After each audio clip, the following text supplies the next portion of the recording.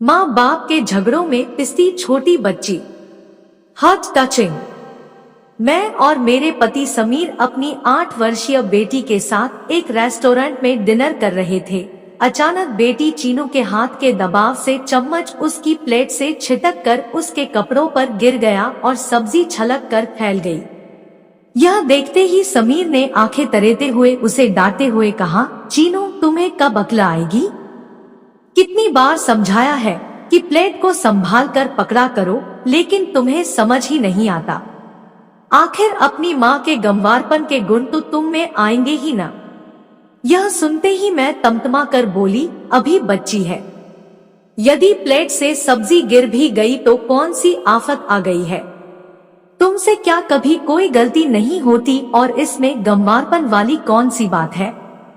बस तुम्हें मुझे नीचा दिखाने का कोई न कोई बहाना चाहिए। सुमन, तुम्हें बीच में बोलने की जरूरत नहीं है, इसे टेबल मैनर्स आने चाहिए।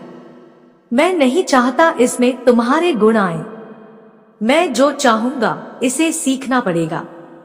मैंने रोष में आकर उसकी बात बीच में काटे हुए कहा, यह तुम्हारे हाथ की कठपुतली नहीं है कि उसे जिस तरह चाहो नचा लो और फिर कभी तुमने सोचा है कि इतनी सख्ती करने का इस नन्ही सी जान पर क्या असर होगा? वह तुमसे दूर भागने लगेगी। मुझे तुम्हारी बकवास नहीं सुननी। कहते हुए समीर चम्मच प्लेट में पटक कर बड़बड़ाता हुआ रेस्टोरेंट के बाहर निकल गया और गाड़ी स्टार्ट कर घर लौट गया। मेरी नजर चीनू पर पड़ी। वह चम्मच को हाथ में पकड़े हमारी बातें मूक दर्शक बनी सुन रही थी। उसका चेहरा बुझ गया था। उसके हाव भाव से लग रहा था जैसे वह बहुत आहत है कि उससे ऐसी गलती हुई जिसकी वजह से हमारा झगड़ा हुआ। मैंने उसका फ्रॉक नैपकिन से साफ किया और फिर पुचकारते हुए कहा, कोई बात नहीं बेटा, गलती तो किसी से भी हो सकती है। तुम अपना खाना खाओ। नहीं मम्मा, मुझे भूख नहीं है, मैंने खा लिया। कहते हुए वह उठ गई। मुझे पता था कि अब वह नहीं खाएगी। सुबह वह कितनी खुश थी जब उसे पता चला था कि आज हम बाहर डिनर पर जाएंगे। यह सोचकर मेरा मन रुआसा हो गया कि मैं समीर की बात पर प्रतिक्रिया नहीं देती तो बात इतनी नहीं बढ़ती, मगर मैं भी क्या करती? आखिर कब तक बर्दाश्त करती? मुझे नीचा दिखाने के लिए बात बात में चीनू को मेरा उदाहरण देकर कि अपनी माँ जैसी मत बन जाना, उसे डांटता रहता है। मेरी चिढ़ को उस पर निकालने की उसकी आदत बनती जा रही थी। हम दोनों कैब लेकर घर आए तो देखा समीर दरवाजा बंद करके अपने कमरे में था। हम भी आकर सो गए, लेकिन मेरा मन इतना अशांत था कि उसके कारण मेरी आंखों में नींद आने का नाम ही नहीं ले रही थी। मैंने बगल में लेटी चीनू को भरपूर दृष्टि से देखा। कितनी मासूम लग रही थी वह। आखिर उसकी क्या गलती थी कि वह हम दोनों के झगड़े में पिसे? विवाह होते ही समीर का पैशाचिक व्यवहार मुझे खलने लगा था। मुझे हैरानी होती थी यह देखकर कि विवाह के पहले प्रेमी समीर के व्यवहार में पति बनते ही कितना अंतर आ गया। वह मेरे हर काम में मीनमेख निकालकर यह जताना कभी नहीं चूकता कि मैं छोटे शहर में पली हूँ। यहाँ तक कि वह किसी और की उपस्थिति का भी ध्यान नहीं रखता था। इससे पहले कि मैं समीर को अच्छी तरह समझूं, चीनू मेरे गर्भ में आ गई। उसके बाद तो मेरा पूरा ध्यान ही आने वाले बच्चे की अगवानी की तैयारी में लग गया था। मैंने सोचा कि बच्चा होने के बाद शायद उसका व्यवहार बदल जाएगा। मैं उसके पालन पोषण में इतनी व्यस्त हो गई कि अपने मान अपमान पर ध्यान देने का मुझे वक्त ही नहीं मिला। वैसे चीनू की भौतिक सुख सुविधा में वह कभी कोई कमी नहीं छोड़ता था। वक्त मुट्ठी में रेत की तरह फिसलता गया और चीनू 3 साल की हो गई। इन सालों में मेरे प्रति समीर के व्यवहार में रत्ती भर परिवर्तन नहीं आया। खुद तो चीनू के लिए सुविधाओं को उपलब्ध कराकर ही अपने कर्तव्यों की इतिश्री समझता था, लेकिन उसके पालन पोषण में मेरी कमी निकालकर वह मुझे नीचा दिखाने का कोई मौका नहीं छोड़ता था। धीरे धीरे वह इसके लिए चीनू को अपना हथियार बनाने लगा कि वह भी मेरी आदतें सीख रही है, जो कि मेरे लिए असहनीय होने लगा था। इस प्रकार का वाद विवाद रोज का ही हिस्सा बन गया था और बढ़ता ही जा रहा था। मैं नहीं चाहती थी कि वह हमारे झगड़े के दलदल में चीनों को भी घसीटे। चीनों तो सहमी हुई मूकदर्शक बनी रहती थी और आज तो हद हो गई थी। वास्तविकता तो यह है कि समीर को इस बात का बड़ा घमंड है कि वह इतना कमाता है और उसने सारी सुख सुविधाएं हमें दे रखी है और वह पैसे से सारे रिश्ते खरीद सकता है। मैं सोच में पड़ गई कि स्त्री को हर अवस्था में पुरुष का सुरक्षा कवच चाहिए होता है, फिर चाहे वह सुरक्षा कवच स्त्री के लिए सोने के पिंजरे में कैद होने के समान ही क्यों न हो। इस कैद में रहकर स्त्री बाहरी दुनिया से तो सुरक्षित हो जाती है, लेकिन इसके अंदर की यातनाएं भी कम नहीं होती। पिछली पीढ़ी में स्त्रियां आर्थिक रूप से आत्मनिर्भर नहीं होती थी, इसलिए असहाय होने के कारण पति द्वारा दी गई यातनाओं को मन मारकर स्वीकार लेती थी। उन्हें बचपन से ही घुट्टी पिला दी जाती थी कि उनके लिए विवाह करना आवश्यक है और पति के साथ रहकर ही वे सामाजिक मान्यता प्राप्त कर सकती हैं। इसके इतर उनका कोई वजूद ही नहीं है। मगर अब स्त्रियां आत्मनिर्भर होने के साथ साथ अपने अधिकारों के लिए भी जागरूक हो गई हैं। फिर भी कितनी स्त्रियां हैं जो पुरुष के बिना रहने का निर्णय ले पा रही हैं। लेकिन मैं यह निर्णय लेकर समाज की सोच को झुठला कर रहूंगी। तलाक लेकर नहीं, बल्कि साथ रहकर। तलाक ही हर दुखद वैवाहिक रिश्ते का अंत नहीं होता। आखिर यह मेरा भी घर है जिसे मैंने तन मन धन से संवारा है। इसे छोड़कर मैं क्यों जाऊं? लड़कियों का विवाह हो जाता है तो उनका अपने मायके पर अधिकार नहीं रहता। विवाह के बाद पति से अलग रहने की सोचे तो वही उस घर को छोड़ कर जाती है। फिर उनका अपना घर कौन सा है जिस पर वे अपना पूरा अधिकार जता सकें? अधिकार मांगने से नहीं मिलता, उसे छीनना पड़ता है। मैंने मन ही मन एक निर्णय लिया और बेफिक्र होकर सो गई। सुबह उठी तो मन बड़ा भारी हो रहा था। समीर अभी भी सामान्य नहीं था। वह ऑफिस के लिए तैयार हो रहा था तो मैंने टेबल पर नाश्ता लगाया, लेकिन वह मैं ऑफिस में नाश्ता कर लूंगा बड़बड़ाते हुए निकल गया। मैंने भी उसकी बात पर कोई प्रतिक्रिया नहीं दी। चीनू आकर मुझसे लिपट गई। बोली, मम्मा, पापा को इतना गुस्सा क्यों आता है? मुझसे थोड़ी सब्जी ही तो गिरी थी। आपको याद है उनसे भी चाय का कप लुढ़क गया था और आपने उनसे कहा था कि कोई बात नहीं, ऐसा हो जाता है। फिर तुरंत कपड़ा लाकर आपने सफाई की थी। मेरी गलती पर पापा ऐसा क्यों नहीं कहते? मुझे पापा बिल्कुल अच्छे नहीं लगते।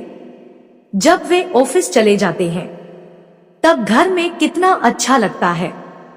सब ठीक हो जाएगा बेटा, तू परेशान मत हो, मैं हूं ना, कहकर मैंने उसे अपनी छाती से लगा लिया और सोचने लगी कि इतनी प्यारी बच्ची पर कोई कैसे गुस्सा कर सकता है। यह समीर के व्यवहार का कितना अवलोकन करती है और इसके बालसुलभ मन पर उसका कितना नकारात्मक प्रभाव पड़ रहा है। समीर और मुझ में बोलचाल बंद रही। कभी कभी वह औपचारिकतावश चीनू से पूछता कहीं जाने के लिए, तो वह यह देखकर कि वह मुझसे बात नहीं करता है, उसे साफ मना कर देती थी। वह सोचता था कि कोई प्रलोभन देकर वह चीनू को अपने पक्ष में कर लेगा, लेकिन वह सफल नहीं हुआ। समीर की बेरुखी दिन ब दिन बढ़ती जा रही थी। मनमानी भी धीरे धीरे बढ़ रही थी। जब तब घर का खाना छोड़कर बाहर खाने चला जाता, मैं भी उसके व्यवहार को अनदेखा करके चीनू के साथ खुश रहती। यह स्थिति 15 दिन रही। एक दिन मैं चीनू के साथ कहीं से लौटी तो देखा समीर ऑफिस से अप्रत्याशित जल्दी लौटकर घर में बैठा था। मुझे देखते ही गुस्से में बोला, क्या बात है, आजकल कहाँ जाती हो, बताने की भी जरूरत नहीं समझी जा रही। उसकी बात बीच में काट कर मैं बोली, तुम बताते हो कि तुम कहाँ जाते हो, मेरी बात और है। क्यों? तुम्हें गुलछरे उड़ाने की इजाजत है क्योंकि तुम पुरुष हो, मुझे नहीं। क्योंकि लेकिन तुम्हें तकलीफ क्या है? तुम्हें किस चीज की कमी है? हर सुख घर में मौजूद है। पैसे की कोई कमी नहीं। जो चाहे कर सकती हो। गुलछर्रे उड़ाने वाली बात सुनकर वह थोड़ा संयत होकर मेरी बात को बीच में ही रोक कर बोला, क्योंकि उसके और उसकी कुलीग सुमन के विवाहेतर संबंध से मैं अनभिज्ञ नहीं थी। तुम्हें क्या लगता है, इन भौतिक सुखों के लिए ही स्त्री अपने पूर्व रिश्तों को विवाह की सप्तपदी लेते समय ही हवन कुंड में झोंक देती है और बदले में पुरुष उसके शरीर पर अपना प्रभुत्व समझकर जब चाहे नोच खसोट कर अपनी मर्दानगी दिखाता है। स्त्री भी हाड़ मांस की बनी होती है। उसके पास भी दिल होता है। उसका भी स्वाभिमान होता है। वह अपने पति से आर्थिक सुरक्षा के साथ साथ मानसिक और सामाजिक सुरक्षा की भी अपेक्षा करती है। तुम्हारे घर वाले तुम्हारे सामने मुझे कितना भी नीचा दिखा ले, लेकिन तुम्हारी कोई प्रतिक्रिया नहीं होती। तुम मूकदर्शक बने खड़े देखते रहते हो। स्वयं हर समय मुझे नीचा दिखाकर मेरे मन को कितना आहत करते हो, यह कभी सोचा है? ठीक है, यदि तुम यहाँ खुश नहीं हो तो अपने मायके जाकर रहो, लेकिन चीनू तुम्हारे साथ नहीं जाएगी। वह मेरी बेटी है, उसकी परवरिश में मैं कोई कमी नहीं रहने देना चाहता। मैं उसका पालन पोषण अपने तरीके से करूंगा। मैं नहीं चाहता कि वह तुम्हारे साथ रहकर तुम्हारे स्तर की बने। समीर के पास जवाब देने को कुछ नहीं बचा था, इसलिए अधिकतर पुरुषों द्वारा प्रयोग किया जाने वाला अंतिम वार करते हुए चिल्ला कर बोला, चिल्लाओ मत। सिर्फ पैदा करने से ही तुम चीनों के बाप बनने के अधिकारी नहीं हो सकते। वह तुम्हारे व्यवहार से आहत होती है। आजकल के बच्चे हमारे जमाने के बच्चे नहीं हैं कि उन पर अपने विचारों को थोपा जाए। हम उनको उस तरह नहीं पाल सकते जैसे हमें पाला गया है। इनके पैदा होने तक समय बहुत बदल गया है। मैं उसे तुम्हारे शासनात्मक तरीके की परवरिश के दलदल में नहीं धंसने दूंगी। मैं उसके लिए वह सब करूंगी जिससे कि वह अपने निर्णय स्वयं ले सके, और मैं तुम्हारी पत्नी हूँ, तुम्हारी संपत्ति नहीं। यह घर मेरा भी है। जाना है तो तुम जाओ। मैं क्यों जाऊं? इस घर पर जितना तुम्हारा अधिकार है उतना ही मेरा भी है। समाज के सामने मुझसे विवाह किया है। तुम्हारी रखैल नहीं हूं। जमाना बदल गया, लेकिन तुम पुरुषों की स्त्रियों के प्रति सोच नहीं बदली। सारी वर्जनाएं, सारे कर्तव्य स्त्रियों के लिए ही क्यों? उनकी इच्छाओं आकांक्षाओं का तुम पुरुषों की नजरों में कोई मूल्य नहीं है। उनके वजूद का किसी को एहसास तक भी नहीं। लेकिन स्त्रियां भी क्यों उर्मिला की तरह अपने पति के निर्णय को ही अपनी नियत समझकर स्वीकार लेती हैं? क्यों अपने सपनों का गला घोंटकर पुरुषों के दिखाए मार्ग पर आंख मूंद कर चल देती है? क्यों अपने जीवन के निर्णय स्वयं नहीं ले पाती? क्यों औरों के सुख के लिए अपना बलिदान करती है? अभी तक मैंने भी यही किया, लेकिन अब नहीं करूंगी। मैं इसी घर में स्वतंत्र होकर अपनी इच्छानुसार रहूंगी। समीर पहली बार मुझे भाषणात्मक तरीके से बोलते हुए देखकर अवाक रह गया। पापा, मैं आपके पास नहीं रहूंगी। आप मुझे प्यार नहीं करते, हमेशा डांटते रहते हैं। मैं ममा के साथ रहूंगी और मैं उनकी तरह ही बनना चाहती हूँ। आई हेट यू पापा। पर्दे के पीछे खड़ी चीनू, जो कि हमारी सारी बातें सुन रही थी, बाहर निकलकर रोष और खुशी के मिश्रित आंसू बहने लगी।